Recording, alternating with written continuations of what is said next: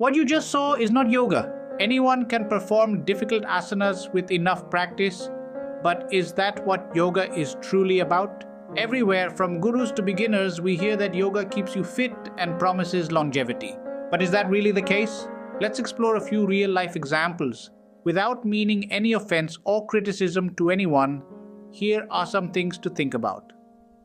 I attended a university exclusive to yoga. One of the professors, a PhD in yoga who taught us pranayama, passed away suddenly at the age of 42 while teaching a seminar on breathing. Another well-known figure, a celebrated acharya who is a business conglomerate and featured in Forbes, suffered a heart attack and required emergency treatment. Even the world's most prominent yogi today, who follows all the principles of yoga, had a minor stroke at just 66. I also know a renowned cardiologist, only 42 years old, and with no known health issues, who passed away in his sleep. A friend's father, 60 years old and healthy, collapsed and died suddenly in the few minutes it took for the maid to serve his meal. Even great spiritual figures, such as Buddha, died at 70 due to food poisoning, and Mahavira at 80 after a period of voluntary starvation. Many yoga gurus and spiritual masters have faced prolonged illnesses or passed away young.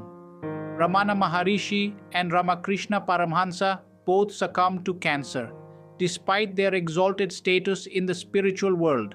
On the other hand, in my own village, there was a man who lived to 96, despite indulging in alcohol and opium throughout his life. You'll find many such examples, possibly even among your own relatives or friends, where people who did not follow any particular path of health lived long lives, while many on the path of yoga did not. These examples are not meant to discredit yoga, but to show that yoga is not about fitness or longevity. The essence of yoga is about understanding the unpredictability of life. To be in yoga is to know and accept that anything can happen to anyone at any time. It's about realizing that you are not the body. You are pure consciousness, eternal energy.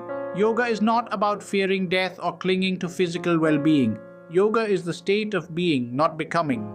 It is the realization that you are already whole, that life itself is unpredictable, and that fear has no place in the path of true yoga.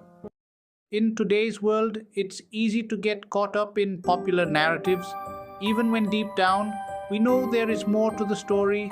We see this with yoga. While its true essence transcends fitness and longevity, the focus so often remains on the physical benefits alone. Yoga, at its core, is about union, about understanding ourselves as more than the body and transcending fear, including the fear of death. Yet, fitness is frequently preached and practiced as the goal. There's nothing wrong with valuing health, but it's important to recognize that yoga offers so much more. It teaches us to find peace with life's unpredictability and to see ourselves as eternal, conscious beings. Perhaps it's time to gently shift the conversation, to explore the deeper purpose of yoga beyond physical well-being. When we embrace the fullness of yoga, we allow ourselves to experience not just a fit body, but a profound inner transformation. Let's honor all aspects of this ancient wisdom and not limit it to just one dimension.